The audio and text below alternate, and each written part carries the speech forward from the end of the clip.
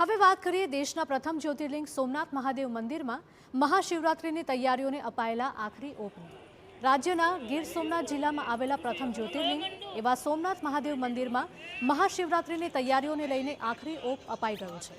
દર વર્ષની જેમ આ વર્ષે પણ મહાશિવરાત્રિને લઈને શિવ ભક્તોમાં ઉત્સાહનો માહોલ છે।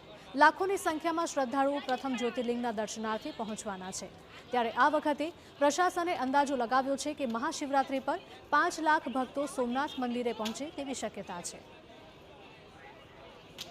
અપેક્ષા છે કે લગભગ 5 લાખ લોકો મહાશિવરાત્રિના જે દિવસ છે એમાં દર્શન કરવા માટે આવશે। તમામ યોગ્ય વ્યવસ્થા કરવામાં આવી છે। જે હાલમાં સંખ્યા જે 6 ડીએમએફડી છે એ વધારીને 10 કરવામાં આવી રહ્યા છે। આ ઉપરાંત અમારી medical team round the clock ત્યાં હાજર રહેશે, જેથી કરીને કોઈ પણ ભાવિકને કોઈ તકલીફ થાય તો તાત્કાલિક એને મેડિકલ સેવા ઉપલબ્ધ થાય તે પ્રમાણેનું આયોજન કરવામાં આવ્યું છે। ભક્તો માટે પ્રવેશ અને બહાર નીકળવા માટે અલગ અલગ રૂટ બનાવવામાં આવી રહ્યા છે। પ્રસાદ મળી રહે તે હેતુથી પાર્કિંગમાં પણ કાઉન્ટર બનાવવામાં આવશે। ભક્તો માટે ભંડારાનું પણ આયોજન કરવામાં આવી રહ્યું છે। સોમનાથ મંદિર અને ભક્તો માટે મજબૂત સુરક્ષા વ્યવસ્થા પણ કરવામાં આવી રહી છે।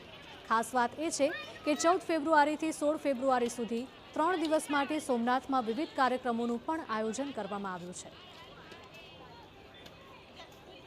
शिवरात्रि के लिए लोग बहुत एक्साइटेड हैं, तैयारी में लगे हुए हैं कि अच्छे तरीके से शिवरात्रि बाबा की मनाई जाए सोमनाथ में।